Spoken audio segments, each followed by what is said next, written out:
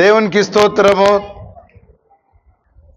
నేను ధర్మశాస్త్రము గురించి ఒక విషయము చెప్పలేదు. ధర్మశాస్త్రము ఒక విషయం చెప్పలేదంటే అర్థము, ఎవరన్నా పెయింట్ వేస్తారు కదండి, పెయింటింగ్ వాళ్ళు ఫస్ట్ ఏం వేస్తారు? ఫస్ట్ గీకుతారు పాత పెయింట్ అంతా, తర్వాత ఏం చేస్తారు? ప్రైమర్ వేస్తారు, తర్వాత ఏం వేస్తారు? ఫస్ట్ కోట్ అని యాక్చువల్ కలర్ వేస్తారు, తర్వాత సెకండ్ కోట్ వేస్తారు, అవసరమైతే థర్డ్ కోట్ కూడా వేస్తారు. అయితే ఫస్ట్ కోట్ వేస్తారు, సెకండ్ కోట్ వేస్తారు, థర్డ్ కోట్ అవసరమైతే కూడా వేస్తారు కదా.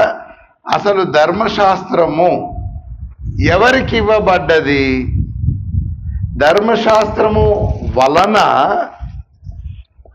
ఎవరు నీతిమంతులు ఎందుకు కారు అని అంటే, అసలు ఎవరికి ఇవ్వబడ్డదో మనం తెలుసుకోవాలా.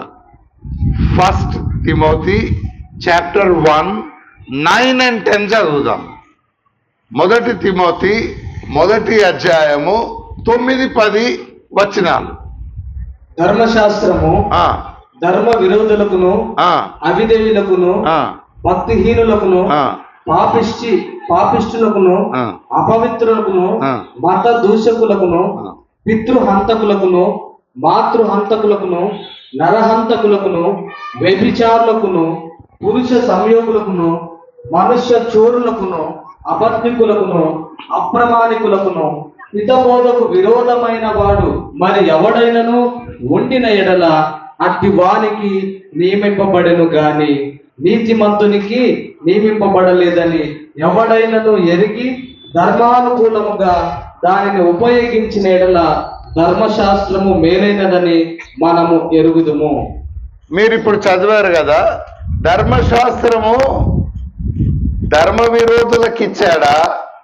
ధర్మశాస్త్రము నీతిమంతులకు ఇచ్చాడా? వాడు మొదటి నుండే ధర్మ విరోధి, వాడు అప్రమాణికుడు, అబద్ధికుడు, హంతకుడు, వ్యభిచారి. అలాంటి హృదయము ఎవరికైతే జన్మము నుండే ఉన్నదో వాడికి ఇచ్చాడు గాని నీతిమంతులకు దేవుడు ఇవ్వలే. వాడు మొదటి నుండే పాప స్వభావం ఉన్నాడు. ఇప్పుడు వాడు నీతిమంతుడు ఎట్లా అవుతాడు? వాడికి ఏ స్వభావం ఉందో వాడికి అర్థం అవ్వాలని ధర్మశాస్త్రము దేవుడు ఇచ్చాడు కానీ ధర్మశాస్త్రము ద్వారా వాడు నీతిమంతుడు అయ్యే ప్రశ్న లేదు. ఇంకొకటి అర్థం కావడానికి ఇంకోటి చెప్తున్నా. రోమా పత్రిక 7వ అధ్యాయం, దానికి ముందు 5వ అధ్యాయం చదువుదాము. రోమా పత్రిక 5వ అధ్యాయము ఒక మాట అడుగుతా మిమ్మల్ని, మీరు గట్టిగా చెప్పాలా జవాబు. ధర్మశాస్త్రము పాపాన్ని తగ్గించడానికి ఇచ్చాడా? పాపాన్ని పెంచడానికి ఇచ్చాడా? తగ్గించడానికి కదా. ఇప్పుడు చదివి చెప్పండి.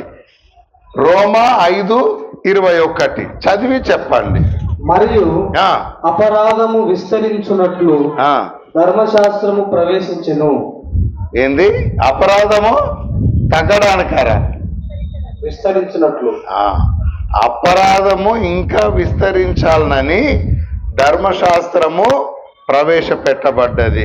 ఒకసారి ఆగండి, మీకు అర్థమవుతుంది.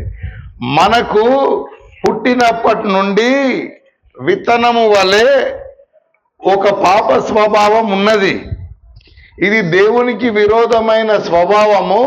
రక్షణ లేని వాడికి, అంటే ఆదాముకు జన్మించిన ప్రతివాడికి, నూతన జన్మ లేని ప్రతివాడికి మొదట ఏ హృదయం ఉంది? పాప హృదయమే ఉంది. కానీ వాడికి పాప హృదయం ఉందని వాడికి తెలియదు.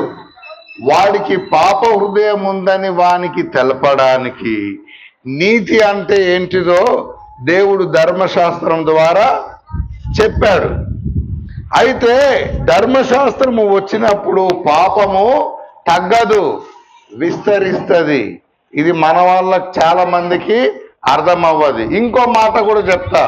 ధర్మశాస్త్రము వచ్చి ధర్మశాస్త్రమును బట్టి పాపము ఎక్కువైతుందా తక్కువైతుందా ఇంకోటి చూద్దాం. రోమా పత్రిక 7వ అధ్యాయము, రోమా పత్రిక 7వ అధ్యాయము 7వ వచనం చదువుదాం. కాబట్టి ఏమందుము, ధర్మశాస్త్రము పాపమాయన. ఒక్కటి ముందు ఒక వచనం ముందు 6 ఇప్పుడైతే దేని చేత నిర్బంధించబడితేమో 5 చదువుదాం.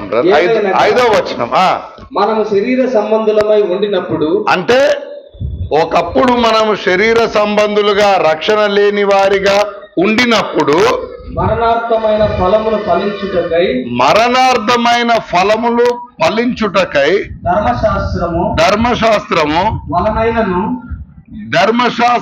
వలనైన పాపేచ్ఛలు మన అవయవములలో సాధకములై ఉండెను. పాపేచ్ఛలు దేని ద్వారా వచ్చినాయంట? మీరు చదువుతుండ్రు కానీ మీరు అనుకున్నదే చెప్తున్నారు తప్ప దేవుడు చెప్తున్నది మాత్రం మీరు చెప్తలేరు. దేవుడు ఏం చెప్తున్నాడు? పాపేచ్ఛలు ఎట్లా మరణము కలిగించాయి ఒక వ్యక్తికి, కానీ ఆ పాపేచ్ఛలు ఎక్కడి నుండి వచ్చినాయి అంట? దానికి కారణం ఏదంట?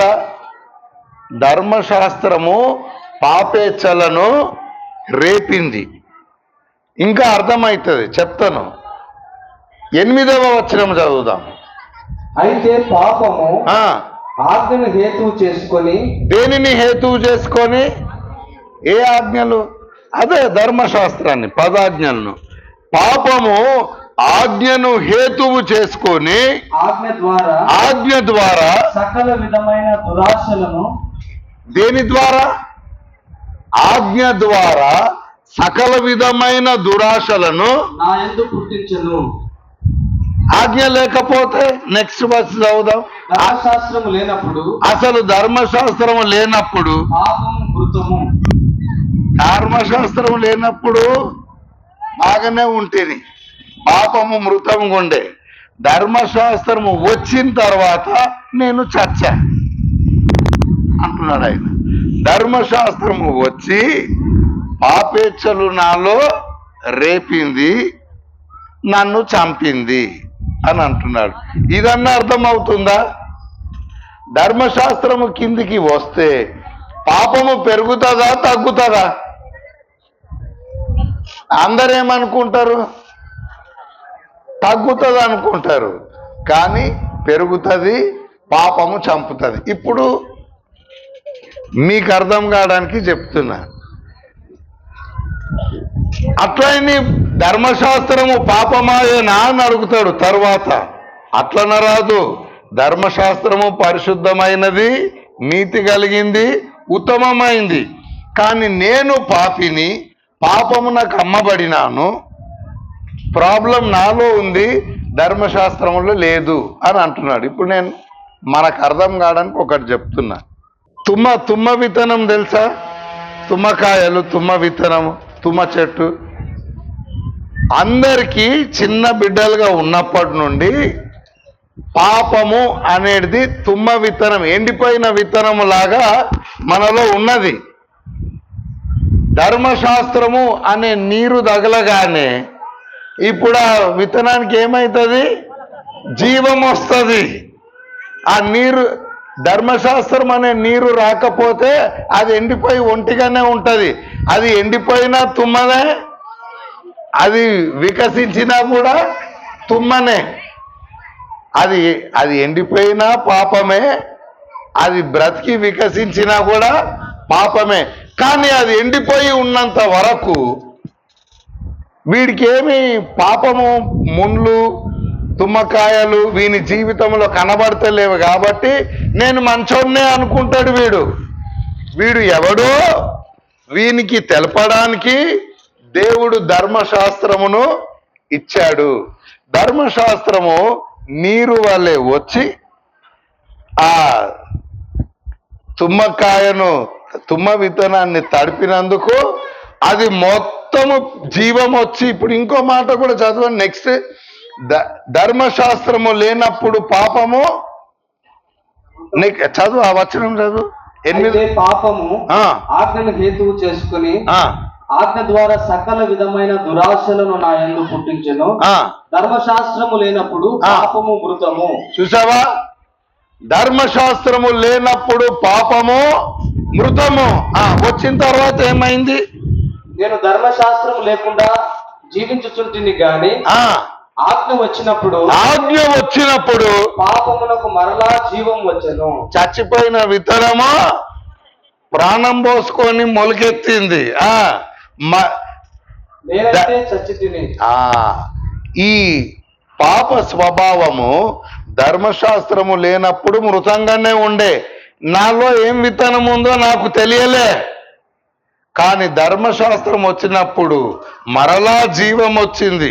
ఈ విత్తనానికి జీవం వచ్చి సకల విధమైన పాపములన్నీ కనపడి నన్ను చంపింది. అంటే నేను పాపిని, దేవునికి ఇష్టమైన వాడిని కాను అని రుజువైంది. ధర్మశాస్త్రము మనము పాపులము అని రుజువు చేస్తుంది తప్ప, ఇంకా తుమ్మకాయలు తుమ్మ చెట్టు, ఇప్పుడు ధర్మశాస్త్రం వచ్చింది, ఈ విత్తనానికి నీరు తగిలినట్టు తగిలింది, పాపమునకు మరలా జీవం వచ్చి సకల విధమైన తుమ్మకాయలు ముళ్ళన్నీ పెరుగుతూ ఉంటే, ఇప్పుడు ఆ తుమ్మ చెట్టు ధర్మశాస్త్రాన్ని చూసి నేను కష్టపడి యాపిల్స్ పండిస్తాను అని తుమ్మ చెట్టు అనుకుంటే పండుతాయా యాపిల్స్? పండవు. ఎప్పుడన్నా తుమ్మ చెట్టును దేవుడు చూసి నువ్వు యాపిల్ చెట్టు భలేగా ఉన్నావు అంటాడా దేవుడు? అనడు. నువ్వు తుమ్మ చెట్టువు, నువ్వు పాపివి అని నీకు తెలపడానికి ధర్మశాస్త్రం ఇచ్చాడు, కానీ నువ్వు దాని కిందికి పోయి నీతిమంతున్నాని అయితేనంటావు. ఎట్లా అవుతావు? కాబట్టి ధర్మశాస్త్రము కింద ఉన్న ప్రతివాడు పాపి అని వాడికి దేవునికి మొదటి నుండి తెలుసు, కానీ వీడికి పాపము చేసిన తర్వాత తెలుస్తుంది వీడు పాపి అని. వీడు ఎట్లాంటి వాడో వీనికి తెలపాలనని దేవుడు నీతి ప్రమాణం అంటే ఇట్లుంటుంది, ట్రై చేయి అన్నాడు. వాడు ట్రై చేయడానికి పోతే అది నీళ్ళు దొంగిలించొద్దు అంటే ఆశించొద్దు అనగానే సకల విధమైన దురాశలు పుట్టాయి అంటది. నెక్స్ట్ వర్స్ చదవండి బ్రదర్. అప్పుడు జీవార్థమైన ఆజ్ఞ నాకు మరణార్థమైనట్టుగా కనబడెను. ఏలైనగా పాపము ఆజ్ఞను హేతువు చేసుకొని, పాపము, ఈ పాప స్వభావము దేనిని హేతువు చేసుకొని పాపం చేస్తుంది? ఆజ్ఞను. మీరేమనుకుంటున్నారు?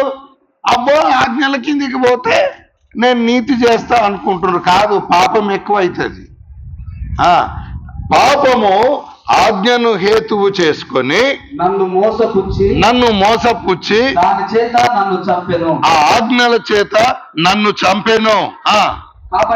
కాబట్టి ధర్మశాస్త్రము పరిశుద్ధమైనది. అయితే బ్రదర్ 7వ వచనంలో ఉంటుందా? 6వ వచనంలో ఉంటుందా? 7వ వచనంలో. కాబట్టి ఏమందుము ధర్మశాస్త్రము పాపమాయన అట్లనరాదు. ధర్మశాస్త్రము వలననే కాని పాపమనగా ఎట్టిదో నాకు తెలియకపోవును. అసలు నాలో ఉన్న పాప స్వభావము ఎండిపోయిన తుమ్మ విత్తనంలాగా ఉండే. ధర్మశాస్త్రం వచ్చిన తర్వాత నేను తుమ్మ చెట్టునని నాకు తెలిసింది, కానీ అది మొలిసేదాకా నేను యాపిల్ విత్తనం అనుకుంటున్నా. నేను యాపిల్ చెట్టును, నేను నీతిమంతుడిని అన్న భ్రమలో ఉన్నా. కానీ ధర్మశాస్త్రము వచ్చి అది నా స్వభావానికి జీవము కలిగించినప్పుడు అసలు నేను ఏం చెట్టునో నాకు అప్పుడు అర్థమైంది అంటున్నాడు. నెక్స్ట్ చదువు. ఆశింపవద్దని ధర్మశాస్త్రము చెప్పని ఎడల, ఆశింపవద్దు అని ధర్మశాస్త్రము చెప్పని ఎడల దురాశ అయినది ఎట్టిదో నాకు తెలియకపోవును. దురాశ అనేది ఎట్టిదో నాకు తెలియకపోతుండే. ఇప్పుడు ధర్మశాస్త్రం చెప్పింది ఆశించొద్దని, చెప్పినందుకు ఏమైందంట? అయితే పాపము ఆజ్ఞను హేతువు చేసుకుని ఆజ్ఞ ద్వారా సకల విధములైన దురాశలను నా యందు పుట్టించెను. ఆ ధర్మశాస్త్రం ఆశించొద్దని అనకపోతే బాగుంటుండే. అది అన్నవా నువ్వు అన్నవా, ఇక సకల విధమైన దురాశలు పుట్టినాయి. ధర్మశాస్త్రం ఆశించొద్దనగానే సకల విధమైన దురాశలు పుట్టి అన్ని తుమ్మకాయలు ముండ్లు కాసాయి. ఇప్పుడు అర్థమవుతుందా? ధర్మశాస్త్రము ఒకడిని నీతిమంతునిగా చేయదు, వాడు పాపి అని వానికి తెలుపుతుంది. ఇప్పుడు చెప్పండి, ధర్మశాస్త్రం చేస్తే నీతి వస్తుందా, పాపి వాడిని తెలుస్తుందా? అది సంగతి. ఇప్పుడు ధర్మశాస్త్రం వలన నేను నీతిమంతుడని రుజువు చేసుకోగలుగుతాడా ఎవడన్నా? ఎవడు చేసుకోలేడు. పాపులము అని తెలపడానికి ధర్మశాస్త్రం ఇచ్చాడు తప్ప రుజువు చేసుకోవడానికి కాదు. పాపులమని రుజువు అవుతుంది మనకు, అంతే. ఇప్పుడు యేసు ప్రభు ఈ ఒక సంగతి చెప్తా. యేసు ప్రభు ధర్మశాస్త్రం ఎవరికి ఇవ్వబడలేదు? నీతిమంతులకు ఇవ్వబడలేదు. యేసు ప్రభు జన్మము నుండి నీతిమంతుడా, లేకపోతే అవి చేసినందుకు తర్వాత నీతిమంతుడైందా? మీరొక పొరపాటు చేయొద్దు. ఏంటిదంటే క్రియల వలన రారు, నీతిమంతులు కారు. ఇప్పుడు ఈ తుమ్మకాయ, ఈ తుమ్మ చెట్టు ఆ క్రియలు చేస్తే ఆపిల్ చెట్టు అవుతుందా? కాదు. యేసు ప్రభువు మామూలుగా పుట్టి ఇప్పుడు క్రియలు చేసినందుకు యాపిల్ చెట్టు అయిందా? కాలే. ఆయన మొదటి నుండే యాపిల్ చెట్టు. ఆయన జన్మము నుండే నీతిమంతుడు. ఇప్పుడు ధర్మశాస్త్రము ఆయన నీతిమంతుడు అని రుజువు చేసింది అంతే తప్ప ఆయనను నీతిమంతునిగా చేయలే. మీకు అర్థమవుతుందా? ధర్మశాస్త్రము యేసు ప్రభువు నీతిమంతుడు అని రుజువు చేసింది. ఇప్పుడు నిన్ను పాపిగా చేసిందా ధర్మశాస్త్రము? నువ్వు ముందటి నుండే పాపివని తెలిపిందా? గట్టిగా చెప్పండి. ధర్మశాస్త్రం వచ్చిన తర్వాత నువ్వు పాపివైనవా, లేకపోతే ధర్మశాస్త్రం వచ్చి వరే నువ్వు మొదటి నుండే పాపివని నీకు తెలిపిందా?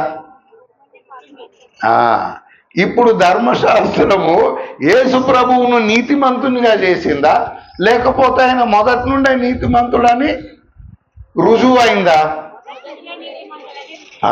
దీనికి ఇంకో ఎగ్జాంపుల్ కూడా అప్పుడప్పుడు చెప్తుంటాను. నాకు వాచ్ పెట్టుకునే అలవాటు లేదు, కానీ పెట్టుకునే వాళ్ళు ఉంటారు కదా, ఎవరికి లేదు ఈడ. సరే, వాటర్ ప్రూఫ్ వాచ్ అని రాస్తారు కదా, వాచ్ మీద ఇది వాటర్ ప్రూఫ్, ఇందులో నీళ్లు పోవు అని వాటర్ ప్రూఫ్ వాచ్ అని రాసి ఉంటుంది. ఈ వాటర్ ప్రూఫ్ అంటే తెలుసా తెలుగులో? రైట్, వాటర్ ప్రూఫ్ వాచ్ అని ఉంటుంది. ఇప్పుడు ఆ వాటర్ ప్రూఫ్ వాచ్ అని రాయబడింది, అది సత్యమా అబద్ధమా అని ఎట్లా తెలుస్తుంది మనకు? నీళ్ళలో వేస్తే తెలుస్తుంది. అంటే నీళ్ళు ఇప్పుడు ధర్మశాస్త్రం లాగా అనుకో. ఒక వాచ్ను మనము వాటర్ ప్రూఫ్ వాచ్ అని ఒక దాని మీద రాసింది, దాన్ని నీళ్ళలో వేసాము, 2 రోజులు పెట్టాము, లేదా 33 సంవత్సరాలు పెట్టాము ఆ వాచ్ను నీళ్ళలో ముంచి. 33 సంవత్సరాల తర్వాత బయటికి తీసిన ఒక్క నీళ్ళ చుక్క కూడా అందులో పోలేదు. అప్పుడు ఆ నీళ్ళలో ఉన్నందుకు అది వాటర్ ప్రూఫ్ అప్పుడైందా, లేకపోతే అది మొదటి నుండే వాటర్ ప్రూఫ్ అని రుజువు అయిందా? మొదటి నుండే వాటర్ ప్రూఫ్ అని రుజువైంది. నీళ్లు దానినేం మార్చలే, నీళ్లు దాన్ని రుజువు చేశాయి అది వాటర్ ప్రూఫ్ అని. అదే మనలాంటి వాళ్ళు ఉంటారు, మనం కూడా నేను కూడా వాటర్ ప్రూఫ్ అండి అని అంటుంటాము. వాటర్ ప్రూఫ్ ఏదో ఒకసారి నీళ్ళలో మునుగు అని ధర్మశాస్త్రంలో ముంచితే ముంచిన నిమిషం కాకముందు నిండిపోతాయి నీళ్ళన్నీ. బయటికి తీసాము, అన్ని నీళ్లు కారుతున్నాయి. నేను ముందు వాటర్ ప్రూఫే ఉంటే మీరు నన్ను నీళ్ళలో వేసినందుకు ఇట్లా అయినా అంటే ఇది కరెక్టా? అది మొదటి నుండి వాటర్ ప్రూఫ్ కాదు, నీళ్ళలో వేస్తే ఇప్పుడు రుజువైంది వాటర్ ప్రూఫ్ కాదని. ధర్మశాస్త్రము నిన్ను పాపిగా చేసిందా, నీవు మొదటి నుండి పాపివని రుజువు చేసిందా? యేసు ప్రభు ధర్మశాస్త్రపు క్రియలు చేసి, అంటే అది చెప్తున్నది చేయకూడదు అనేది చేయనందుకు, చెయ్యమనేది చేసినందుకు అప్పుడు నీతిమంతుడైందా? లేకపోతే ఆయన ధర్మశాస్త్రంను ఎప్పుడు మీరలేదు కాబట్టి అసలు ఆయన మొదటి నుండే వాటర్ ప్రూఫ్ రా బాబు, ఆయన తుమ్మ చెట్టు కాదని రుజువైందా? ఆయన నీతిమంతుడు అవ్వలే, ఆయన నీతిమంతుడు అని మనకు రుజువై. అర్థమైందా? ఆయన ధర్మశాస్త్రము నెరవేర్చినందుకు నీతిమంతుడు కాలే, ఆయన మొదటి నుండే నీతిమంతుడు, ఆయన ధర్మశాస్త్రం కింద లేడు. అంటే కొంచెం మనం మళ్ళీ స్కిట్ రాస్తున్నాడు బ్రదర్, కానీ రాస్తాడేమో, కానీ అందుకే అన్నీ ఒకేసారి చెప్తే అర్థం కాదు కదా. ఫస్ట్ ధర్మశాస్త్రం అంటే ఏంటిది, తర్వాత ఏంది, first coat, second coat, third coat వేస్తే ఇప్పుడు అర్థం. ఓహో, ధర్మశాస్త్రము ఆల్రెడీ ఇచ్చిందే తుమ్మ చెట్లక, తుమ్మ విత్తనాలక. ఎందుకు అంటే వాళ్ళు తుమ్మ విత్తనాలని వాళ్ళకు అర్థం కావడానికి ఇచ్చాడు, పాపులు అని మనం గ్రహించడానికి ఇచ్చాడు తప్ప ధర్మశాస్త్రం ఎవరిని నీతిమంతుడుగా చెయ్యదు. యేసు ప్రభువును కూడా ధర్మశాస్త్రం నీతిమంతుడిగా చెయ్యలేదు. ఆయన జన్మము నుండే నీతిమంతుడు, మనం జన్మము నుండే పాపులం. ఇది రుజువైంది ధర్మశాస్త్రం ద్వారా. యేసు ప్రభు ధర్మశాస్త్రమును ఎప్పుడు నెరవేర్చాడో చెప్తున్నా. ధర్మశాస్త్రం ఏమని చెప్తుందంటే, ఇట్టి నీతి లేని ప్రతివాడు శాపగ్రస్తుడు అని చెప్తుంది కదా ధర్మశాస్త్రము. మనమేమో దాని నీతిని చేయలేకపోయినాము. యేసు ప్రభు ఏమో అది చేసినందుకు నీతిమంతుడు కాదు, ఆయన మొదటి నుండే నీతిమంతుడు. మరి ధర్మశాస్త్రం ఎప్పుడు నెరవేర్చాడు యేసు ప్రభు అంటే, ఆయన శిలువ మీద చనిపోయినప్పుడు. అసలు యేసు ప్రభు మరణించొద్దు కదా, ఆయన జీవాధిపతి కదా, ఆయన నీతిమంతుడు కదా, పాపమునకు కదా వచ్చే జీతం మరణము. ధర్మశాస్త్రము మనకు విధించిన శిక్షను ఆయన తీసుకొని మన పక్షమున నీతి చేయుట ద్వారా కాదు ఆయన నెరవేర్చింది, దాని శాపము తీసుకునుట ద్వారా. దాని ధర్మశాస్త్రము నీకు శాపం విధించిందా? విధించింది. ఆయన నీ కొరకు శాపగ్రాహిగా అయినాడు. ధర్మశాస్త్రము నీకు మరణం విధించిందా? విధించింది. నీ కొరకు నా కొరకు ఆయన మరణాన్ని రుచి చూశాడు. ధర్మశాస్త్రము నిన్ను దేవుని నుంచి దూరం చేసిందా అంటే, నువ్వు చనిపోయావని తండ్రి ఆయనను విడనాడేటట్టుగా చేసింది ధర్మశాస్త్రం. శిలువ మీద ధర్మశాస్త్రము నీకు ఏదేదైతే శిక్షను విధించిందో దానిని అంతటిని ఆయన నీ పక్షమున భరించి ధర్మశాస్త్రమును పూర్తిగా నెరవేర్చిండు. ధర్మశాస్త్రం నెరవేర్చిందంటే అబ్బా ఆయన దొంగలించనందుకు, ఆయన అబద్ధం ఆడనందుకు అప్పుడు నీతిమంతుడు అయింది అది కాదు. అట్లా ఆయన ఆల్రెడీ నీతిమంతుడు. మరి ఎట్లా నెరవేర్చిండు? నీకు విధించిన శాపము ఆయన తీసుకునుట ద్వారా, నీకు విధించిన మరణము ఆయన తీసుకునుట ద్వారా తండ్రి చేత తృణీకరించబడ్డవాడిగా అయినాడు. యెషయా 53 చదవండి. ఆయన దేవుని చేత విసర్జింపబడిన వాడిగా, తృణీకరించబడిన వాడిగా ఎంచబడ్డాడు. అట్లా కనిపించాడు. ఆ రీతిగా ధర్మశాస్త్రము మనకు విధించిన శాపమంతా ఆయన తీసుకొని సమాప్తమైంది అని ఆయన అన్నాడు. మనకు విరోధముగా, మనకు ఎగెయిన్స్ట్గా మన రుణపత్రం అంతటిని ఆయన శిలువకు మేకులుగా కొట్టి దాని చేయివ్రాతను తుడిచివేశాడు. మనం పాపం చేశాము, పాపులము అని దేవుని ధర్మశాస్త్రమునకు అప్పుబడ్డాము. మన పాపపు అప్పు అంతటిని యేసుప్రభు శిలువకు మేకులు కొట్టి ఆయన మన పక్షమున పేమెంట్ చేసి ఆ రీతిగా ధర్మశాస్త్రం అంతటిని పొల్లు సున్నా మీరు పొల్లు సున్నా తప్పిపోకుండా అంటే ధర్మశాస్త్రము చేసే నీతి పనులు ఈయన పొల్లు సున్నా తప్పకుండా చేసినందుకు అప్పుడు ఈయన నీతిమంతుడైందంటే మరో తప్పు అవుతుంది. ఆయన మొదటి నుండే వాటర్ ప్రూఫ్. ఆయన ఎక్కడ పొల్లు సున్నా తప్పిపోకుండా నెరవేర్చిందంటే శిలువ మీద ధర్మశాస్త్రము విధించిన శాపం అంతా పొల్లు సున్నా తప్పిపోకుండా ఎంతైతే శాపము నీకు విధించిందో అదంతా మన పక్షమున యేసుప్రభు తీసుకొని ఆ చేవ్రాతను అంతటిని అడ్డుగా మనకు విరోధముగా ఉన్న చేవ్రాతను అంతటిని తుడిచివేసి ఫుల్లీ పెయిడ్ టెటలెస్టాయ్ పూర్తి ఫుల్ పేమెంట్ అయిపోయింది అని